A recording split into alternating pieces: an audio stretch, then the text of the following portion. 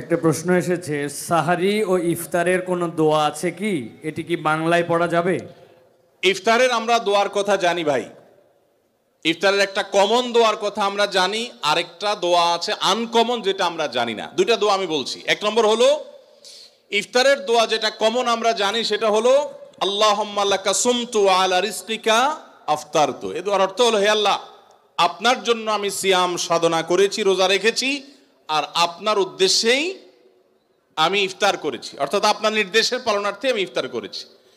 এই যে আল্লাহুম্মা লাকা সুমতু ওয়া আলা রিজকিকা আফতারতু, এটা ইফতারের একটা দোয়া। আরেকটা দোয়া হলো যাহাবা যামা ওয়াবতাল্লাতিল উরুক ওয়া সাবাতাল আজরু ইনশাআল্লাহ। অনেকে এটা জানেন মাশাআল্লাহ।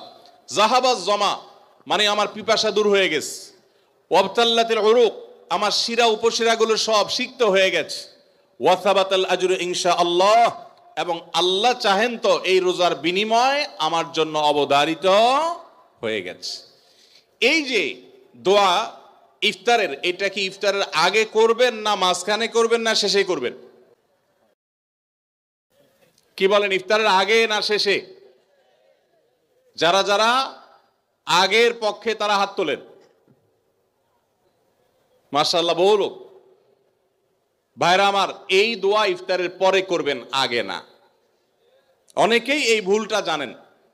অনেকে মনে করেন যে আগেই করতে হয়, আগে না। ইফতারের দোয়া কখন করবেন? ইফতারের শব্দের অর্থের দিকে খেয়াল করলে তো দেখতে পারেন, পিপাসা দূর হয়ে গেছে, শিরা উপশিরা সিক্ত হয়ে গেছে, এটা কি ইফতারের আগে হয় না পরে হয়? তাহলে আল্লাহুম্মা লাকা সুমতু ওয়া আলা রিজকিকা আফতারতু, আল্লাহ তোমার জন্য রোজা রাখলাম, তোমার রিজিক দিয়ে ইফতার করলাম, এটা কি আগে না পরে? পরে। অতএব এটা ইফতারের পর। তাহলে ইফতারের শুরুতে কি পড়বেন? বিসমিল্লাহ। বিসমিল্লাহ বলে যে কোনো খাবার খান, ইফতারও খাবেন। ইফতার খেয়ে ফেলছেন, দু চার লোকমা খেয়েছেন, একটু পানি খেজুর খেয়েছেন, তারপরে দোয়া পড়তে পারেন। আর চাইলে একদম শেষ করেও পড়তে পারেন। আর এটা নিজের ভাষায় পড়লে হয়ে যাবে, কিন্তু সুন্নাত হবে, বেশি উত্তম হবে নবীজির ভাষায় পড়তে পারলে, সরাসরি আরবি টেক্সটটা পড়তে পারলে। আল্লাহ আমাদেরকে তৌফিক দান করো। রোজার নিয়ত কোনটি বা কিভাবে করব? নিয়ত পড়া কি রোজা রাখার জন্য জরুরি? নিয়ত তো সমস্ত ইবাদতের জন্য জরুরি, কিন্তু নিয়ত করা জরুরি, নিয়ত বলা জরুরি না। নিয়ত করা এক জিনিস আর নিয়ত বলা আরেক জিনিস। মুখে নিয়ত বলে আর অন্তরে নিয়ত করে, অন্তরে নিয়ত করে আর মুখে নিয়ত বলে। ইবাদতের মধ্যে নিয়ত করা ফরজ। রোজার জন্য নিয়ত ফরজ, নামাজের জন্য নিয়ত ফরজ, কিন্তু নিয়ত বলাটা ফরজ বা সুন্নত কোনোটাই না। আমরা যে রোজার নিয়ত শুনছি, নাওয়াইতু আন আসুমা গাদান, আছে না? বিভিন্ন আপনার ক্যালেন্ডারেও লেখা থাকে, ভিত্তিহীন। নবী করিম সাল্লাল্লাহু আলাইহি সাল্লামের কোন জয়ীফ জাল হাদিসেও এরকম রোজার কোন নিয়তের কথা কোথাও বর্ণিত হয় নাই। ইসলামের নামে নকল আমল করলে সওয়াব হবে না গুনাহ হবে? খবরদার। এই জন্য আমরা মেহেরবানি করে, আমি কি জন্য ভোর রাতে উঠছি? সারি খেতে উঠছি। সারি খেতে উঠছি মানে কালকে রোজা রাখবো, এটাই তো আমার নিয়ত। মনের ইচ্ছা আছে, ইন্টেনশন আছে, এটাই নিয়ত। মুখে আলাদা নিয়তের উচ্চারণ দরকার নাই। কাউকে কর্জে হাসানা হিসেবে টাকা ধার দিলে সেই টাকার কি যাকাত দিতে হবে? কারণ সেই টাকা কখন পাবো অনিশ্চিত। ভাইরা আমার, অনেক দরকারি একটা প্রশ্ন। আপনি কাউকে লোন দিয়েছেন, হাওলাত দিয়েছেন, কবে দিবে জানেন না, যাকাত দিতে হবে কি হবে না? উত্তর হলো, কোন টাকাই যাকাত মুক্ত থাকবে না যদি সেটা নেসাবকে স্পর্শ করে। এখন ধরুন আপনি আমাকে 1 লাখ টাকা লোন দিয়েছেন, 1 লাখ টাকা কি নেসাব টাচ করে না করে না? করে। 85 গ্রাম রূপা কেনার মতো টাকা থাকলেই নেসাব হয়ে যায়। তো 1 লাখ টাকায় 85 গ্রামের বেশি রূপা কিনা যায়। অতএব এটা নেসাব। নেসাবের মধ্যে যেহেতু আছে, অতএব এই 1 লাখের যাকাত কাউকে না কাউকে দিতে হবে। এখন টাকাটা আমি লোন নিয়েছি আর উনি আমাকে লোন দিয়েছেন। এখন যদি বলেন যে আমার যাকাত দিতে হবে, তো আমি তো টাকার মালিকই না, টাকা তো ওনার। তো এই জন্য যিনি লোন দিবেন যাকাত তিনি দিবেন। এখন একটা প্রশ্ন হয়, ভাই এটা কোনো কথা হলো? বেচারা টাকা লোন দিছে, হাওলাত দিছে সওয়াবের আশা, আবার তার যাকাতও তার দেওয়া লাগবে, কেমন কথা? উত্তর হলো, ইমানদার লোন দিলে সওয়াব আছে না নাই? কিরকম সওয়াব ধারণা আছে? কে বলতে পারেন লোনের সওয়াব কি? কি সওয়াব বলেন তো? মাশাল্লাহ মাশাল্লাহ। এলাকায় মানুষ দেখা যায় বেশ কোরআন হাদিসের এলেম রাখেন। কোন কোন ক্ষেত্রে লোন বা হাওলাত দিলে দান করলে যে পরিমাণ সওয়াব হয় তার চাইতে বেশি সওয়াব হয়। এখন একটা প্রশ্ন ওঠে, এটা আবার কেমনে? দান করে দেওয়া মানে তো একসাথে দিয়ে দেওয়া, লোন দেওয়া মানে তো দিলাম আবার নেওয়ার জন্য, তো সওয়াব আবার বেশি কিভাবে হয়? সেটার ব্যাখ্যা হলো, ধরেন ওনাকে আমি 10 টাকা দান করলাম, ওনার দান দরকার, কিন্তু ওনার দানটা কেন দরকার? উনি এই 10 টাকা দিয়ে একটা কলা খাবে, যেটা আসলে তার এমন কোনো আহামরি প্রয়োজন নাই, এটা না খাইলেও তার চলে, পেট ভরা আছে। এখন কলা খাইতে মন চাইছে, টাকা নাই, আমি 10 টাকা তারে সাদাকা করলাম, দান করলাম। এই দানের চাইতে ওনার দরকার হলো লোন, এমন লোন যে লোন দিয়া তার জীবন রক্ষা হবে, কঠিন কোনো কাজ হবে। এখানে এই দানের চাইতে এই লোন দিলে সেটা সওয়াব আল্লাহর কাছে বেশি হবে। আরো বিভিন্ন ব্যাখ্যা হাদিসের আছে। এই জন্য ভাইরা, লোন যে দিবে সে তো সওয়াব পাবে, বিধায় জাকাত দেওয়ার কারণে তার যে টাকা কমতেছে এতে তার হারাবার কিচ্ছু নাই, এই জন্য তাকেই জাকাত দিয়ে যেতে হবে। এখন কথা হলো, পাওয়ার সম্ভাবনা নাই। যদি এমন হয় যে পাওয়ার সম্ভাবনা, তাহলে জাকাত আপনাকে এখন দিতে হবে না, একসাথে পাইলে যে বছরে জাকাত দেন না সেগুলো দিতে হবে। আর যদি কখনো না পান তাহলে না দিলে কোনো গুনাহ হবে না। একজন রোজাদারের জন্য রমজানের প্রতিটি দিনের আমলের রুটিন কি হবে, কিভাবে সে তার রোজা কাটাবে? মাশাআল্লাহ, আমাদের একটা নতুন বই বের হয়েছে এবার, সেটা হলো মাহে রমাদানের 27 আমল। এই যে বইটা একটা হাতের সামনেও আছে, মাশাআল্লাহ। এটা মূলত আমাদের একটা বক্তব্যের নির্যাস। এর আগে সোনাইমণিতে একটা বক্তব্যে আমরা মাহে রমজানের উপরে একটা গবেষণা করে 27টা আমল কোরআন হাদিসের আলোকে বের করেছি, সেটা উপস্থাপন করেছি, পরে এটাকে বই আকারে আনা হয়েছে। এখানে রমজানে আপনি কি কি করবেন তার সবগুলোর তালিকা দেওয়া আছে। অতএব এটার আলোকে আপনি আমল করতে পারেন, চাইলে ভিডিও বক্তব্যটা শুনে নিতে পারেন। একবার সকাল থেকে রাত পর্যন্ত একটা সুনির্দিষ্ট রুটিনের মধ্য দিয়ে কাটাবেন। আর কিচ্ছু করতে পারেন না পারেন, শুধু একটা কথা বলে যাই, রমজান মাসে ফরজ রোজা রেখে অন্তত কোনো প্রকার হারাম কাজ, গুনাহের কাজ করবেন না। বাস এটুকু যদি করতে পারেন, ইনশাল্লাহ আপনার রমজান সাকসেস। চেষ্টা করা যাবে না ইনশাল্লাহ? একটা কাজ যদি করতে পারেন, আপনার রমজান ইনশাল্লাহ সফল। সেটা হলো ফরজ রোজা রাখলেন, 5 ওয়াক্ত নামাজ তো ফরজ পড়বেনই, ফরজ কাজগুলো করলেন আর গুনাহ থেকে বেঁচে থাকলেন। কোনো হারাম কাজ করলেন না, ঝগড়াঝাটি করলেন না, মিথ্যা বললেন না, চগলখড়ি করলেন না, গীবত করলেন না, কাউকে ঠকাইলেন না, 2 নম্বর কাজ করলেন না। এই গুনাহমুক্ত যদি রমজান কাটাইতে পারেন, আপনার রমাদান সাধনা সার্থক ইনশাআল্লাহ। আল্লাহ তৌফিক দান করুন। স্ত্রীর স্বর্ণের জাকাত কিভাবে দিবে? স্বামী নাকি স্ত্রী দিবে? স্ত্রীর যদি আয় রোজগার না থাকে কিন্তু স্বর্ণ আছে, তাহলে তার জাকাত কিভাবে আদায় করবে? ভাইরা আমার, স্ত্রীর স্বর্ণের জাকাত কে দিবে? স্ত্রীর স্বর্ণের জাকাত দিবেন যিনি স্বর্ণের মালিক। এখন প্রশ্ন হলো, স্ত্রীর স্বর্ণের মালিক কে?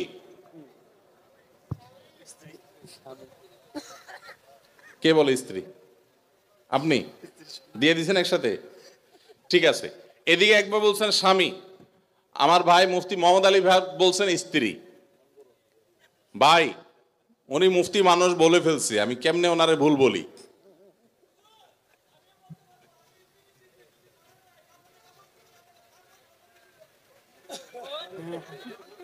মাশাআল্লাহ মাশাআল্লাহ, আমার পক্ষে লোক আছে।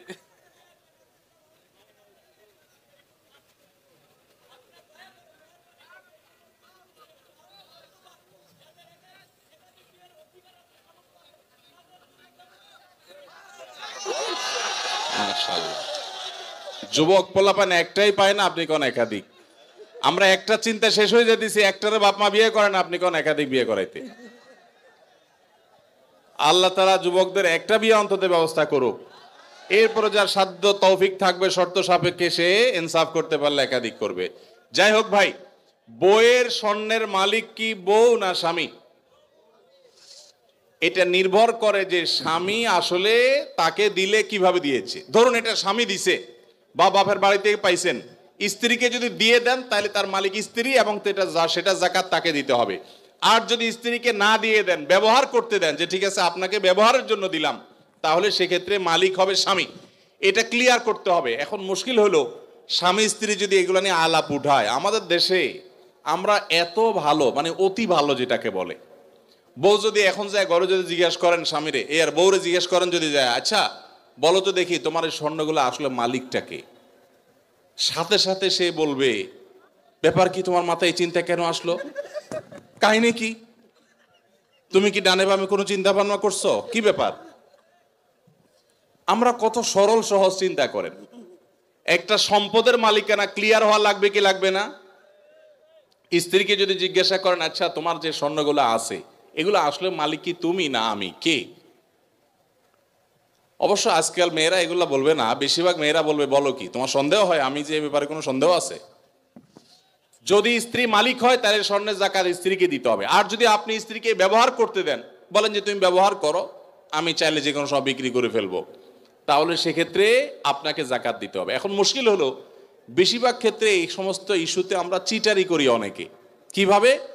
স্ত্রীকে দিছে, তার ধান্দা আছে বিদেশে যাওয়া লাগলে ভিসা পাওয়া গেলে বিক্রি করে দিবে, ওইটা বললে তো বউ খেপে যাবে, এই জন্য ডাইরেক্ট কিছু বলে না, পাম্পটে দিয়ে হুদাই মিশা কথা বলে তারে খুশি করে, আবার যখন দরকার হয় তখন যা বিক্রি করে ফেলে, আছে না নাই? তো এই দুই নাম্বারই করা চলবে না, ক্রিস্টাল ক্লিয়ার হতে হবে। আরবিতে একটা প্রবাদ আছে, তাআমালু কালা জানিব ওয়া তাআশারু কালা কারিব। আর্থিক লেনদেন হবে অচেনা মানুষের মতো, আর সাধারণ আচার আচরণ হবে সবার সাথে চেনা মানুষের মতো। এই জন্য ক্লিয়ার করবেন। এখন প্রশ্ন হলো, স্ত্রী যদি স্বর্ণর মালিক হয় উনি কোত্থেকে জাকাত দিবেন? তার তো উপার্জন নাই। উত্তর হলো, তিনি প্রয়োজনে স্বামীর থেকে নিয়ে দিবেন, স্বামীকে রিকোয়েস্ট করে বলবেন তুমি আমারটা আদায় করো, যে কোনো ভাবে করবেন, বা স্বর্ণের কোনো একটা অংশ সেল করবেন, কোনো না কোনো ভাবে তাকে জাকাত আদায় করতে হবে। স্বর্ণের মালিক মানে তিনি ধনী, অতএব প্রয়োজনে স্বর্ণর কিছু অংশ বিক্রি করে হলেও তাকে জাকাত দিতে হবে। তবে স্বামী যদি আদায় করে জাকাত আদায় হয়ে যাবে, স্ত্রী যদি সেটা জানে যে উনি আদায় করছেন। জি। রমাদানে কখন দোয়া করলে দোয়া কবুল হয়? রমাদানে কি দোয়া কবুলের আলাদা কোনো সময় আছে কিনা? রমাদানে কখন দোয়া করলে দোয়া কবুল হয় ভাইরা? নবী সাল্লাল্লাহু আলাইহি সাল্লাম বলেছেন, সালাতুন লা তুরাদ্দু দাওয়াতুহুম, তিন ব্যক্তির দোয়া ফেরত দেওয়া হয় না। এর ভিতরে এক ব্যক্তি হলেন ওই ব্যক্তি যেই ব্যক্তিকে আল্লাহ তাআলা রোজা রাখার তৌফিক দিয়েছেন। আস-সাইমু হাত্তা ইফতির, ইফতার রাখ পর্যন্ত রোজাদারের দোয়া কবুল হয়। কিন্তু স্পেশালি ইফতারের আগের টাইমটা দোয়া কবুল হয়, যেই টাইমে আমরা ছোলা মুড়ি মিশানোতে ব্যস্ত থাকি, ওই টাইমটাতে দোয়া কবুল হয়। এই জন্য ছোলা মুড়ি যা মেশানো দরকার আগে আগে মিশায়া সূর্য ডুবার আগে 10-15টা মিনিট মনোযোগ দিয়ে দোয়া করবেন ইনশাআল্লাহ। রমাদানে কিভাবে আল্লাহর কাছ থেকে ক্ষমা পাবো? গুনাহ মাফের সবচেয়ে বড় মাধ্যম কি? কিভাবে ক্ষমা চাইলে সব মাফ হয়? মেহেরবানি করে জানাবেন। ভাইরা আমার, ক্ষমা চাওয়ার জন্য আল্লাহর কাছে অনুতপ্ত হতে হবে, যে আল্লাহ যত গুনাহ করেছি আপনি মাফ করে দেন। তওবা করতে হবে, লজ্জিত হইতে হবে, অনুতপ্ত হইতে হবে। এরপরে কায়মনোবাক্যে অন্তরের অন্তঃস্থল থেকে আল্লাহর কাছে দোয়া করতে হবে মাফ পাওয়ার জন্য। এবং বিশেষ করে সাহারির সময়, ভোর রাত, দোয়া কবুলের সময়গুলো বেশি বেশি করে দোয়া করে ক্ষমা চাইতে হবে, ক্ষমা নিতে হবে। ইফতারের আগ মুহূর্তটা এটা দোয়া কবুলের সময়, অতএব সেই মুহূর্তটা বিশেষভাবে দোয়া কবুল করতে হবে। দোয়া কবুলের যে শর্তগুলো আছে, হালাল উপার্জন, কায়মনোবাক্যে দোয়া করা, মনোযোগের সাথে দোয়া করা, চোখের পানি ফেলে দোয়া করা, সেগুলো করলে আশা করা যে আল্লাহ তাআলা ক্ষমার দোয়াও কবুল করবেন। আমি একজন ট্রাক ড্রাইভার, আমার পরিবার এবং সন্তান আছে, কিন্তু আমার স্ত্রী আমার কথা শোনে না, আমার করণীয় কি? ভাইরা আমার, মা বোনরা স্বামীদের কথা না শোনা, স্ত্রীরা স্বামীদের কথা না শোনা, এটা একটা ব্যাধিতে পরিণত হয়েছে। পশ্চিমাদের মুখরোচক স্লোগানে আমাদের অনেক মুসলিম নারীরা বিভ্রান্ত হয়ে গেছেন। মনে রাখবেন, কোন নারী যত রকম ইবাদত বন্দেগী করুক, তিনি যদি স্বামীর সাথে সবসময় আড়াআড়ি করা, স্বামীকে ইগনোর করাকে অমান্য করার মানসিকতা তার মধ্যে তৈরি হয়, তাহলে তিনি কখনো নেককার মুসলিম নারী হতে পারেন না। যে ভাই এ প্রশ্ন করেছেন তাকে বলবো, বিয়ের আগে এটা ভাবা দরকার ছিল যে এই মেয়ের মধ্যে আল্লাহর ভয় আছে কিনা। যদি কেউ মুত্তাকি হয়ে থাকে, সত্যিকারে মুসলিম হয়, আল্লাহ ভীরু হয়, তিনি কখনো স্বামীর অবাধ্য হতে পারেন না।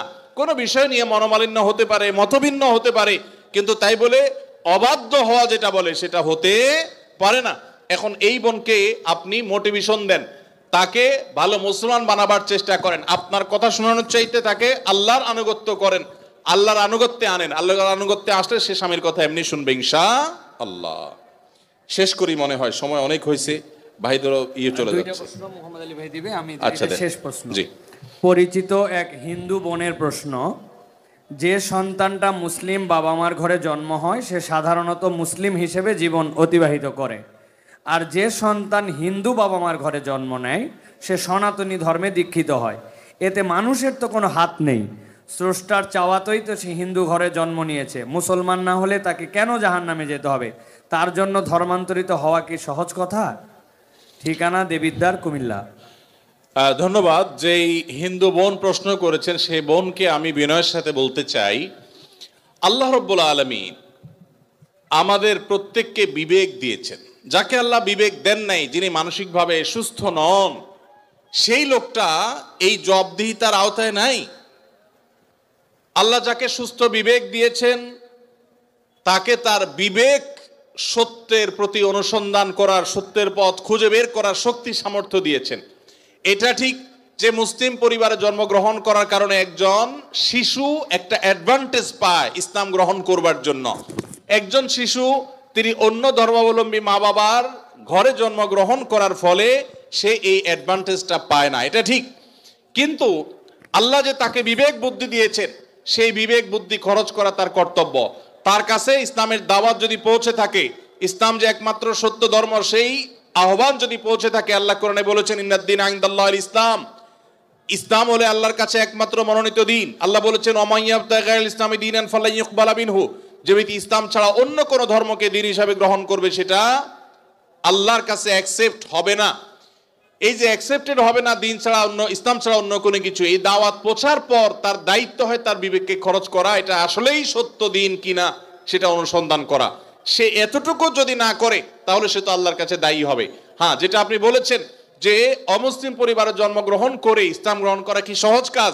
না, সহজ কাজ না, কঠিন কাজ। আর এই কঠিন কাজের জন্যই তো তার বিনিময় এত বেশি যে সে যত পাপ করেছে আল্লাহ তাআলা এই কঠিন কাজটা করার কারণে তার সব মাফ করে দিবে। আল ইসলামু ইয়াহদিমু মা কানা ক্বাবলাহু, ইসলামের আগে সবগুলো আল্লাহ তাআলা মাফ করে দিবেন, কারণ সেই কঠিন কাজটা করেছে।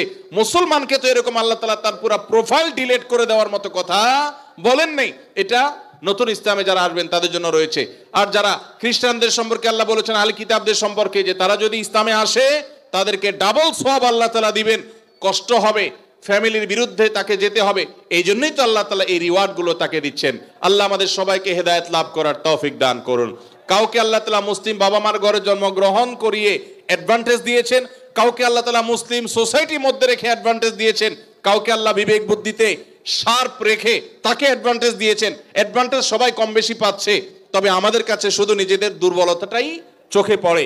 আল্লাহ আমাদেরকে হেদায়েতের পথে পরিচালিত করুন, বলুন আমিন। স্বামী আদেশ করলেই কি? ভাই আপনারা উঠা বসা করেন না, একটু বসেন, আমরা আর কয়েকটা প্রশ্ন উত্তর দিয়ে শেষ করবো ইনশাআল্লাহ। জি, স্বামী আদেশ করলেই কি শ্বশুর শাশুড়ির সেবা করতেই হবে? সেবা করতে গিয়ে অনেক সময় আমি অসুস্থ হয়ে যাই, এক্ষেত্রে ইসলাম কি বলে? ভাইরা আমার, স্বামী যদি আদেশ করে যে আমার বাবা মার খেদমত করো, এখন বোনের প্রশ্ন হলো আমি অসুস্থ হয়ে গেলেও কি স্বামীর সে নির্দেশ মানতে হবে কিনা? উত্তর হলো না। যদি এই পর্যায়ের হয় যে আপনি শ্বশুর শাশুড়ির সেবা করতে গিয়ে আপনি সুস্থ না থাকেন, এই পর্যায়ের আপনার সেবার প্রশ্ন আসে, তো আপনি নিজেকে অসুস্থ করে ফেলে তারপরে শ্বশুর শাশুড়ির খেদমত করতে হবে, এত কঠিন নির্দেশ ইসলাম আপনাকে দেয় নাই।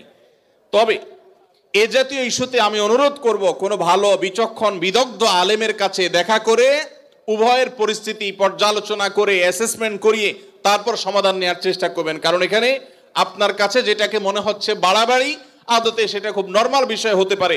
এই জন্য তৃতীয় পক্ষের কারোর সহযোগিতা নিলে সেটা সবচাইতে ভালো হয়। এই প্রশ্নোত্তরের সংক্ষিপ্ত সেশনে আমরা অল্প কথা উত্তর দিয়ে গেলে আপনার ভুল বোঝার সম্ভাবনা আছে। সেজন্য কোনো দক্ষ আলেমের কাছে, বিচক্ষণ ইমাম সাহেবের কাছে গিয়ে দুজন মিলে তারপরে পুরো অবস্থা জানাবেন। শরীয়ত মৌলিকভাবে মেয়েদের জন্য শ্বশুর শাশুড়ির খেদমত করাকে ফরজ ওয়াজিব করে নাই, কিন্তু স্বামীর প্রতি তার যে শ্রদ্ধা ভালোবাসার দাবি আছে, সে দাবি থেকে যে স্বামীটা সারাদিন আমার সংসার সন্তানের উন্নতির জন্য কষ্ট করে, সে স্বামীটার অগোচরে তার উপরে কর্তব্য তার বাপ মার সেবা করা। তিনি যেহেতু আমার কাজে গেছেন, আমি তার জন্য একটু হেল্প করলাম, তার হয়ে একটু কাজ করলাম। তাছাড়া মা বাবার মতো বয়সী মানুষ, তারা যখন আশেপাশে তাদের সেবা করার মানসিকতা থাকা দরকার। কিন্তু সেই সাথে এটাও ঠিক যে আমাদের সমাজে অনেক শ্বশুর শাশুড়ি আছে আস্ত জোয়ান তাগড়া সুস্থ সবল, এরপরও সে আশা করে বসে থাকে বৌমার সব করে দিবে। এটা খুব বাজে একটা অভ্যাস। অনেক শ্বশুর শাশুড়ি আছে তারা মনে করে বৌমা ঘরে আসছে মানে হলো কাজের মেয়ে ঘরে আসছে, অতএব আমাদের এটা বাই ডিফল্ট পাওনা হয়ে গেছে। এটা খুবই বাজে একটা উদাহরণ। শ্বশুর শাশুড়িদেরও আল্লাহর কাছে বিচার আছে, তারা জুলুম করলে, সীমালঙ্ঘন করলে তাদেরও দায় আল্লাহ তাআলার কাছে থাকবে। নিজের মেয়েটা, তাকে দিয়ে কোনো কাজ করায় না, আরেক ঘরের মেয়ে আসছে তাকে দিয়ে সারাদিন গাদা খাটনি করা, এটা জুলুম। অতএব জুলুমও করা যাবে না, আবার বোনরা শ্বশুর শাশুড়িদেরকে ইগনোরও করবেন না। আল্লাহ তাআলা আমাদেরকে আল্লাহর নির্দেশকে যথাযোগ্যভাবে মানার তৌফিক দান করুন। বেনামাজি মানুষ মৃত ব্যক্তিকে গোসল করাতে পারবে কিনা? মৃত ব্যক্তিকে বেনামাজি গোসল করাইলে গোসল হয়ে যাবে, কোনো অসুবিধা হবে না। তবে সন্দেহাতীতভাবে এটা মুসলমানদের কর্তব্য, কোনো এলাকাতে কেউ মারা গেলে যারা দিনদার মুসলমান তারা তাকে কবরস্থ করবে এবং তার দাফন কাফনের ব্যবস্থা করবে। কোনো বেনামাজি করলেও আদায় হয়ে যাবে ফরজটা সবার পক্ষ থেকে ইনশাআল্লাহ। বিভিন্ন অ্যাপ ব্যবহার করার কারণে বিভিন্ন পয়েন্ট দেওয়া হয়ে থাকে, এইসব পয়েন্ট ব্যবহার করে বিভিন্ন অফার নেওয়া জায়েজ হবে কিনা? ভাইরা আমার, যদি কোনো অ্যাপস ইউজ করলে আপনাকে পয়েন্ট দেয়, সেই পয়েন্ট আপনি এক্সচেঞ্জ করে কোনো সুবিধা নেন, কোনো টাকা পয়সা পান, এটা জায়েজ হবে এই শর্তে যে সেই অ্যাপটা যদি হারাম কিছু না হয়, সেটা ব্যবহার করলে যদি কোনো গুনাহের কাজ না হয়, তাহলে আপনি এটা করতে পারেন। আজকাল অনেক জুয়ার অ্যাপস বের হয়েছে, অনেক হারাম অ্যাপস আছে, সেগুলো এ ধরনের অফার দিয়ে থাকে, সেগুলো অ্যাপস ব্যবহার করাটাই ইটসেলফ একটা হারাম কাজ। অতএব সেখান থেকে পয়েন্ট নিয়ে উপার্জন করলে সেটা হারামই হবে। অতএব আপনি কোন অ্যাপস ব্যবহার করছেন আর কি পয়েন্ট দিচ্ছে আপনাকে, সেটা হলো দেখার বিষয়। বাথরুমে অজু করার বিধান কি?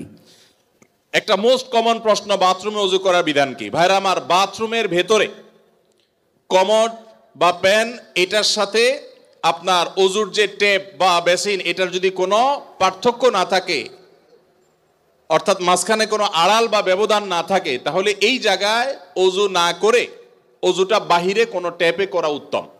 কেন? কারণ অজুর একটা গুরুত্বপূর্ণ সুন্নাহ হলো বিসমিল্লাহ পাঠ করা। টয়লেটের মধ্যে বিসমিল্লাহ পাঠ করাটা মাকরুহ। টয়লেটে বিসমিল্লাহ পাঠ করা কি মাকরুহ। যেহেতু মাকরুহ, অতএব হয় আপনি বিসমিল্লাহ ছাড়া অজু করবেন, তাহলে অজুটা একটু ত্রুটিপূর্ণ হলো, আর না হলে বিসমিল্লাহ জোরে পড়বেন, তাহলে আপনি মাকরুহ করলেন। এই জন্য বাথরুমের বাইরে বিসমিল্লাহ পড়ে অজু করবেন। পাও ধোয়াটা বেসিনে ধোয়ার ব্যবস্থা নাই, ভেতরে যায় ধুলেন, বাস, তাহলে হয়ে গেল। আর যদি বাহিরে কোনো বেসিন না থাকে, কোনো টেপ না থাকে, তাহলে টয়লেটের ভিতরেই অজু করতে পারবেন, কিন্তু বিসমিল্লাহটা মনে মনে বলবেন। আর যদি নিজের বাসা হয়, তাহলে সেক্ষেত্রে মাঝখানে পার্টিশন দিয়ে দিলেন কমোড এবং অজুর, অথবা আজকাল প্লাস্টিকের পর্দা পাওয়া যায়, সেগুলো দিয়ে দিলেন, তাহলে ইনশাআল্লাহ আপনার সেখানে বিসমিল্লাহ বলতে কোনো অসুবিধা নাই। টয়লেটের ভিতরে যদি কেউ অজু করে, অজু হয়ে যাবে, নামাজও হয়ে যাবে, কিন্তু উত্তম হলো বাহিরে করা। রমজানে মাঝে মাঝে তারাবির নামাজ ছুটে যায়, যদি আমার তারাবির নামাজ ছুটে যায়, এতে কি আমার রোজা আদায় হবে বা রোজার পূর্ণতাতে কোনো সমস্যা হবে কিনা? ভাইরা আমার, রমজান মাসে তারাবির নামাজ না পড়লে আমরা অনেকে মনে করি যে তার রোজাতে বোধহয় অসুবিধা হবে। এটা সম্পূর্ণ ভুল ধারণা। তারাবি একটা ইবাদত, রমজানের রোজাটা আরেকটা ইবাদত। যেহেতু তারাবি না পড়লেও রমজানের রোজা হয়ে যায়, তাহলে তারাবি পড়ার কি আর দরকার আছে? কেন? রোজা তো হয়ে যাবে। আলাদা ইবাদত। রোজা রাখা একটা ইবাদত, তারাবি পড়াটা আরেকটা ইবাদত। নবী করিম সাল্লাল্লাহু আলাইহি সাল্লাম একই হাদিসে দুটি কথা বলেছেন, মান কামা রমাদানা ঈমানান ওয়া ইহতিসাবান গুফিরা লাহু মা তাকাদ্দামা মিন যামবি। একই হাদিসে বলেছেন, মান সামা রমাদানা ঈমানান ওয়া ইহতিসাবান গুফিরা লাহু মা তাকাদ্দামা মিন যামবি। যে ব্যক্তি ঈমান এবং ইখলাসের সাথে রমজানের রোজা রাখবে, আল্লাহ তার পূর্বের গুনাহ মাফ করবেন। যে তারাবি পড়বে, তারও পূর্বের গুনাহ মাফ করবেন ইনশাআল্লাহ। এজন্য ভাইরা, তারাবির নামাজ পড়তে হবে, এটা সুন্নাহ, গুরুত্বপূর্ণ সুন্নাহ, সাধারণ সুন্নাহ না। নবী সাল্লাল্লাহু আলাইহি সাল্লাম ছাড়েন নাই, সাহাবীরা ছাড়েন নাই, কোনো ওযর ছাড়া তারাবি ছাড়া যাবে না। জামাত ছুটে গেলে একা একা হইলেও পড়বেন, কিন্তু কোনো কারণে পড়তেই পারলেন না, সফরে আছেন, ট্রাভেলে আছেন, বাসে ছিলেন, ট্রেনে ছিলেন, নাইটে সফর করেছেন, তারাবি পড়তেই পারেন নাই, ইনশাআল্লাহ আপনার রোজা হয়ে যাবে। তাই বলে তারাবিকে অনেকে অবহেলা করেন আজকাল, যেটা তো সুন্নাত, না পড়লেই কি, এই অবহেলাটা আরেকটা দোষের। তাহলে আমাদের মধ্যে দুইটাই সীমা লঙ্ঘন। কেউ মনে করেন তারাবি না পড়লে রোজাই হবে না, এটা হলো বাড়াবাড়ি। আবার অনেকে মনে করে তারাবি না পড়লেই বা কি, এটা হলো ছাড়াছাড়ি। এই বাড়াবাড়ি এবং ছাড়াছাড়ির মধ্যে আমাদের থাকতে হবে। আল্লাহ আমাদের তৌফিক দান করুন। জি। হুজুর, রমজান মাসে কন্যার বাড়ি থেকে ছেলের বাড়িতে ইফতার না পাঠালে শ্বশুর শাশুড়ি গালমন্দ করে, এমন অবস্থায় কি করা উচিত? কন্যার বাড়িতে কি ইফতার পাঠানো উচিত? আপনার কাছে জানতে চাই।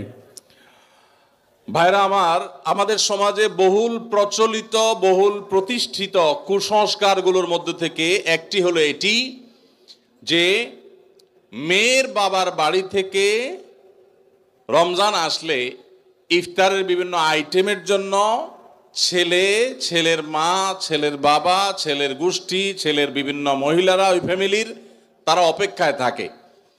আল্লাহর জমিনে যদি 10টা নিকৃষ্টতম ছোট লোকই থাকে, তার একটা হলো এইটা।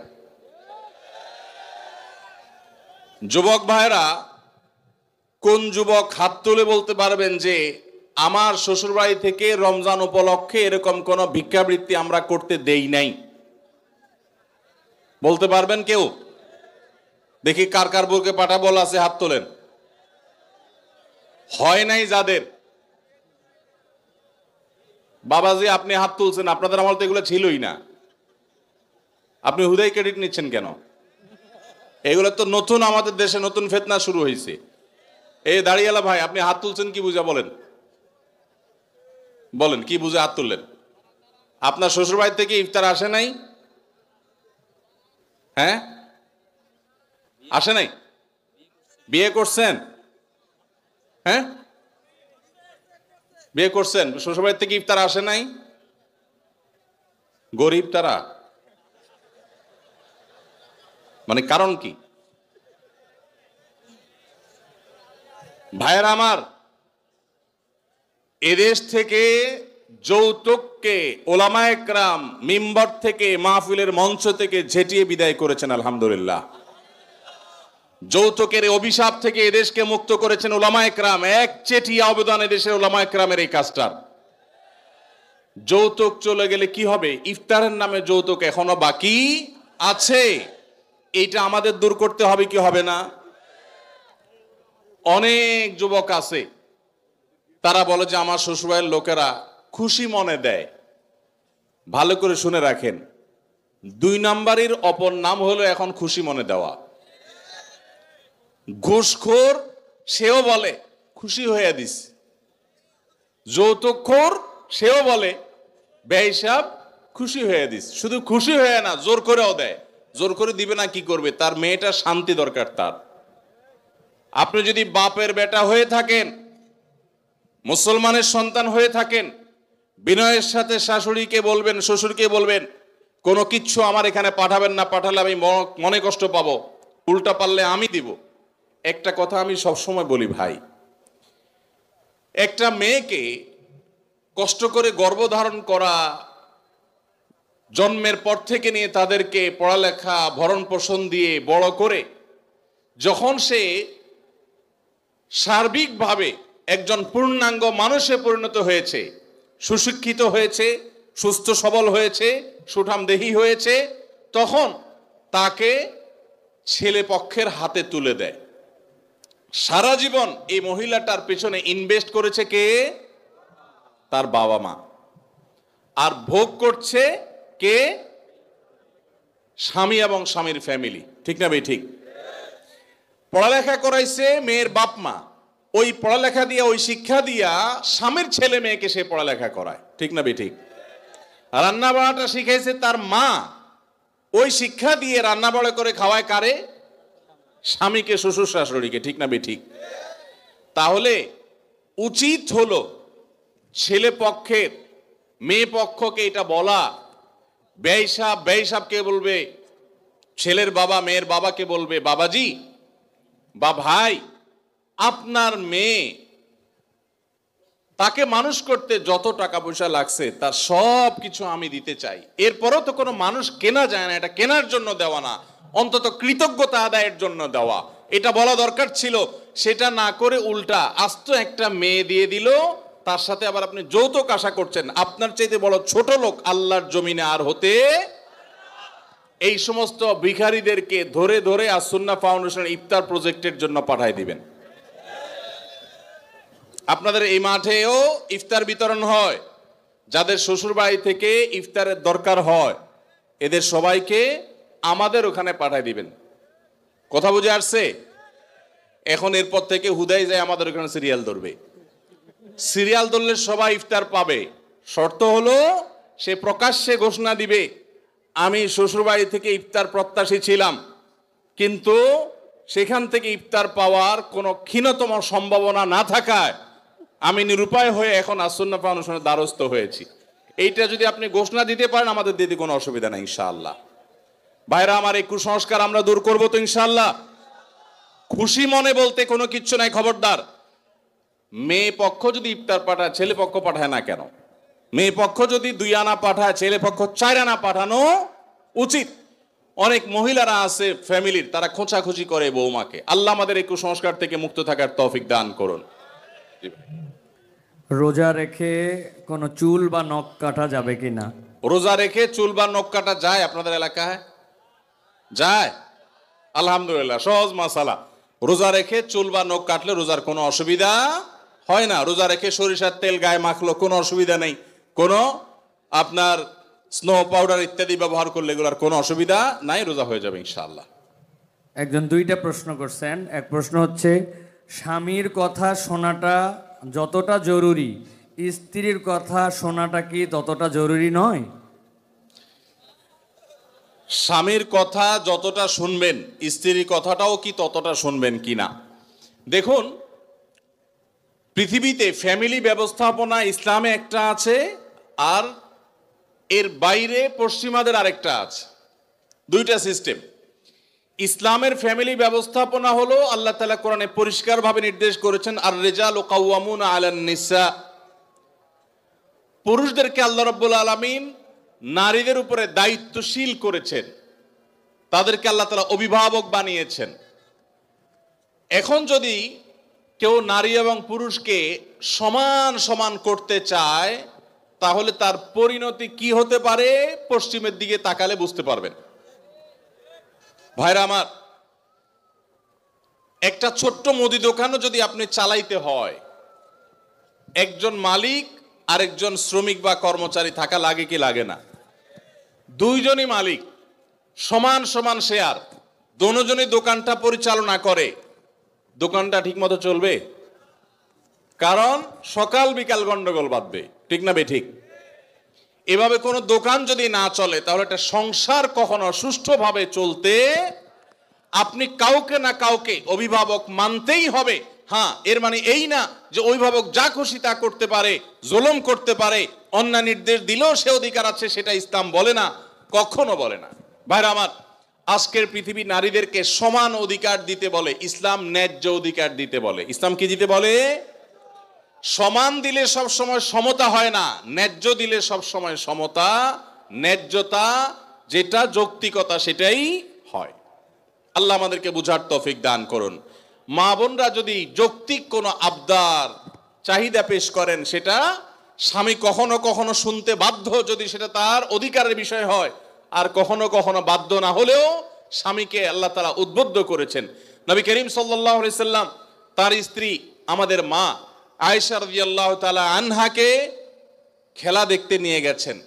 আম্মা জান আয়েশা রাদিয়াল্লাহু তাআলা আনহা এই হাদিস বর্ণনা করার পরে বলেছেন, ফাকদুরু কদরাল জারিয়াতিল হাদিসাতি সিন্নি আল হারিসাতি আলাল্লাহ বে।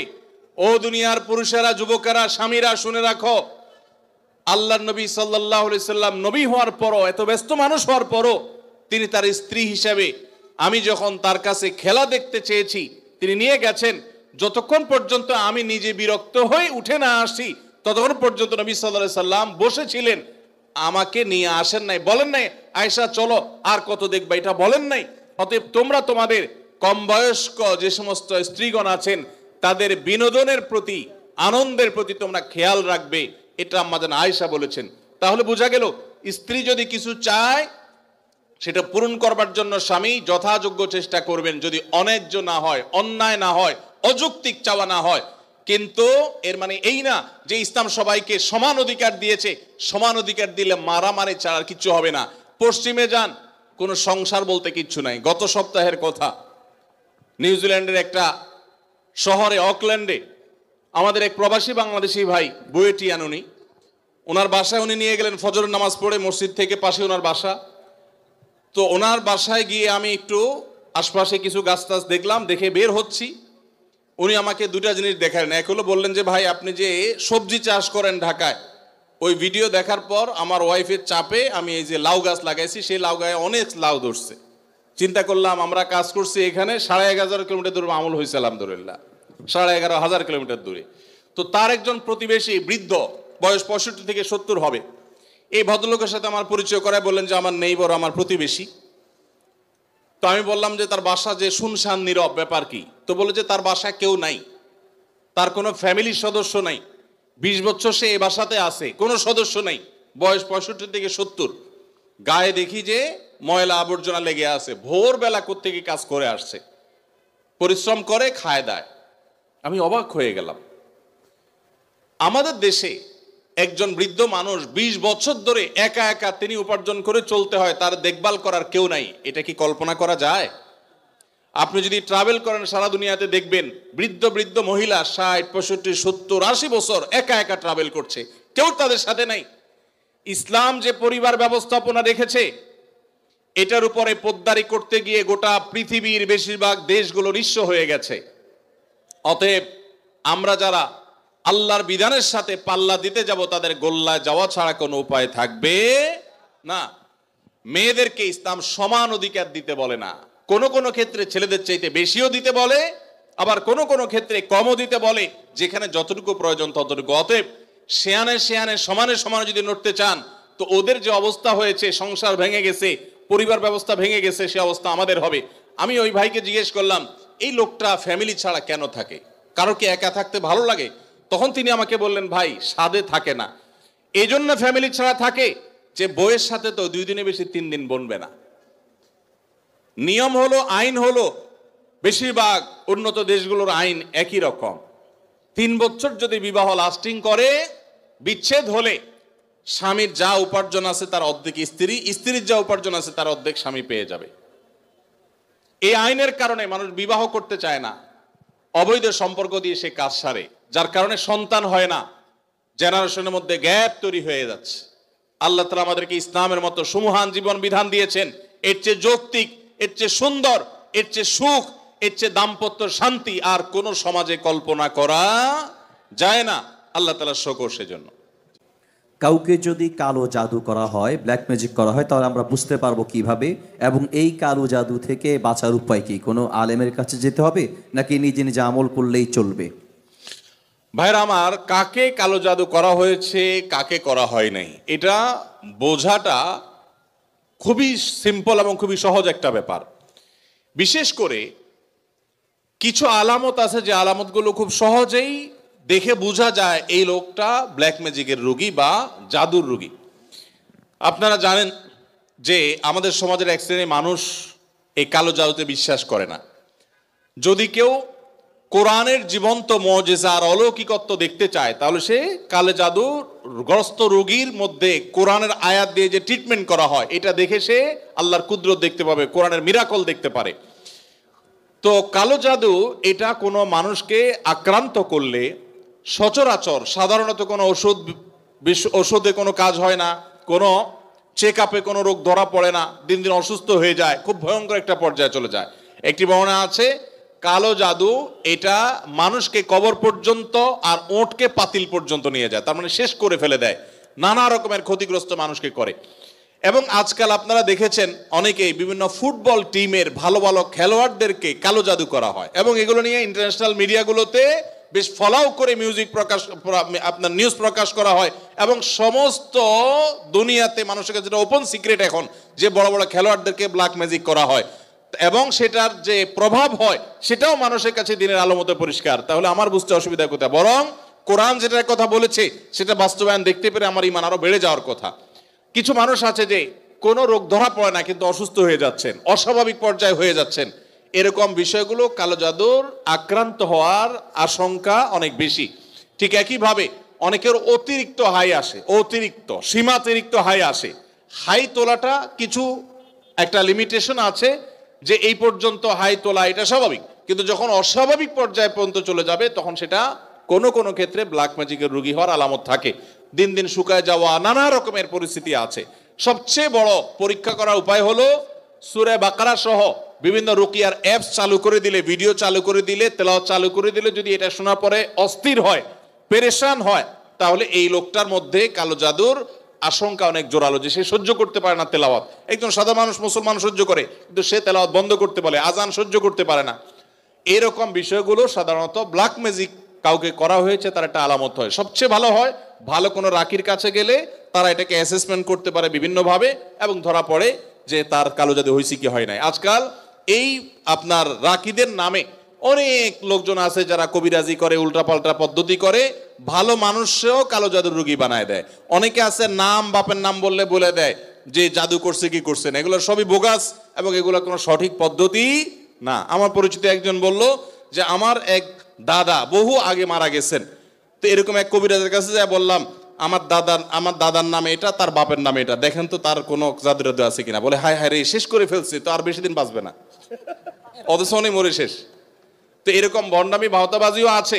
এই জন্য যারা কোরআন হাদিসের আলোকে রুকিয়া করে, ঝাড়ফুঁক করে, এরকম মানুষদের শরণাপন্ন হবেন। এই সমস্ত প্রশ্ন উত্তর দেওয়ার কারণে আমার কাছে সব ঝাড়ফুঁক নিতে আসে। আমি কোনো রাখি না ভাই, আমি নিজে অন্যদের কাছে ঝাড়ফুঁকের আমলটা নিতে হয়, অ্যাডভাইসটা নিতে হয়। ভাইয়েরা আমার মনে হয় শেষ করা দরকার নাকি? আচ্ছা, শেষটা বলেন। আমার শ্বশুরবাড়ির লোকজন আমার স্ত্রীকে জোর করে আমার কাছ থেকে আলাদা রাখে, অথচ আমার স্ত্রী আমার সাথেই থাকতে চায়। এক্ষেত্রে আমার করণীয় কি? আপনার ও প্রশ্ন ঠিক আছে ভাই, অনেক কমবক্ত বাপ মা আছে, হতভাগা বাপ মা আছে, কপাল পোড়া। মেয়ে স্বামীর সংসার করতে চায় কিন্তু বাপ মা বাধা দেয়, আছে না নাই? মেয়েটা ভালো কিন্তু বাপ মা ফুসলায়, আরে আমার ভাতের অভাব পড়ছে না কিন্তু চলে আস। এর মতো কপাল পোড়া বাপ মা আর হতে পারে না।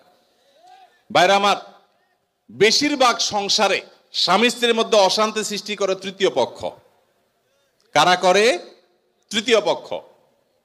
আমি এই জন্য বলি, সাক্ষাৎ শয়তান যদি দেখতে চান, একবারে আপাদমস্তক শয়তান, তাহলে স্বামী স্ত্রীর মধ্যে অশান্তি সৃষ্টি করার জন্য যে ভূমিকায় অবতীর্ণ হবে, এ হলো সাক্ষাৎ শয়তানের ভূমিকা অবতীর্ণ হয়েছে। কথাকে বুঝাতে পারছি? শয়তান সবচেয়ে খুশি হয় কোন কাজে জানা আছে আপনাদের? কোন কাজে সবচেয়ে বেশি শয়তান খুশি হয়? কোন সংসার ভেঙে দিলে, স্বামী স্ত্রীর মধ্যে বিচ্ছেদ হলে। আপনারা হাদিস শুনছেন, প্রসিদ্ধ হাদিস, শয়তান তার সিংহাসন পানির উপরে স্থাপন করে এবং শয়তান তার চেলাদেরকে ছেড়ে দেয়। চেলারা সারাদিন আকাম কুকাম করে সারাদিন অপকর্মের পরে ফিরে এসে তাদের দলনেতাকে বলে, আমি একজনকে খুন করিয়েছি, একজনকে দিয়ে, আরেকজনকে দিয়ে একটা মিথ্যা বলিয়েছি, আরেকজনকে দিয়ে মাদকাসক্ত করিয়েছি, আরেকজনকে দিয়ে অমুক জেনা করিয়েছি। তখন শয়তান বলে, হ্যাঁ অবশ্যই কিছু না কিছু করেছ। কিন্তু যখন কোন শয়তান এসে বলে একজন স্বামী স্ত্রীর মধ্যে বিচ্ছেদ ঘটায় দিছি, তখন শয়তান বলে তুমি সবচেয়ে বড় কাজ করছো, সে সবচেয়ে বড় খুশি হয়। যে সমস্ত পুরুষেরা মহিলাদেরকে অথবা পুরুষদেরকে উস্কায়, দেখবেন যে অনেক মহিলাকে যায় অনেকে বলে, ভাবি আপনার মতো মানুষের সাথে ভাই রাগ করে কেমনে? মানে আপনার মতো এত ভালো, এত ভদ্র, এত রূপবতী মানুষটার সাথে রাগ করে যে কেমনে, এত পাষাণ সে কিভাবে হয়? বুঝবেন যে এই লোক হলো সাক্ষাৎ ইবলিস। আবার একই কথা ওই পুরুষ লোকটাকে যদি বলে যে ভাই আপনি তো রাজপুত্র, মাশাআল্লাহ, আপনার কপালে রাজরানী আসলেও কম হবে ভাই, তাহলে তার উস্কায় দিচ্ছে। তার মানে সে মনে মনে চিন্তা করবে, তাহলে আমার বউ এটা আমার জন্য আসলে মানায় না, আমি তাহলে এত বয়সী যোগ্য পুরুষ, তাহলে তার স্বামীর সাথে, তার স্ত্রীর সাথে তার দূরত্ব বাড়বে কি বাড়বে না? তাহলে এই যে পাম্পট্টিটা দিল, এই পাম্পট্টি দেওয়া লোকটা হলো সাক্ষাৎ ইবলিসের ভূমিকা অবতীর্ণ হয়েছে। অতএব খবরদার, স্বামী স্ত্রীর মধ্যকার অশান্তি সৃষ্টি করার জন্য কেউ তৃতীয় পক্ষের ভূমিকা রাখবেন না। এমন কি সেটা যদি বাপমাও যদি হয়, সে বাপমা আল্লাহর কাঠগড়ার আসামি হবেন। বহু ছেলেদের বাপ আছেন, ছেলেদের মা আছেন, শ্বশুর শাশুড়ি আছেন, বৌমার ব্যাপারে ছেলের কান ভারী করে দেয়, আছে না নেই? ছেলেটা থাকে বিদেশ, তার কানটা ঝালাফালা করে দেয়। এরা সবাই কিয়ামতের ময়দানে আল্লাহর কাছে আসামি হবে। খবরদার, এরকম কোনো ষড়যন্ত্র করা যাবে না। চেষ্টা করতে হবে স্বামী স্ত্রীর মধ্যে মনোমালিন্য হলে সেটাকে আরো দূর করে দিতে হবে, সেটা আরো দূর করে দিতে হবে। আল্লাহ আমাদেরকে তৌফিক দান করুন। মসজিদের ইমাম সাহেবরা যারা আছেন, ফ্যামিলি কাউন্সিলিং করবেন।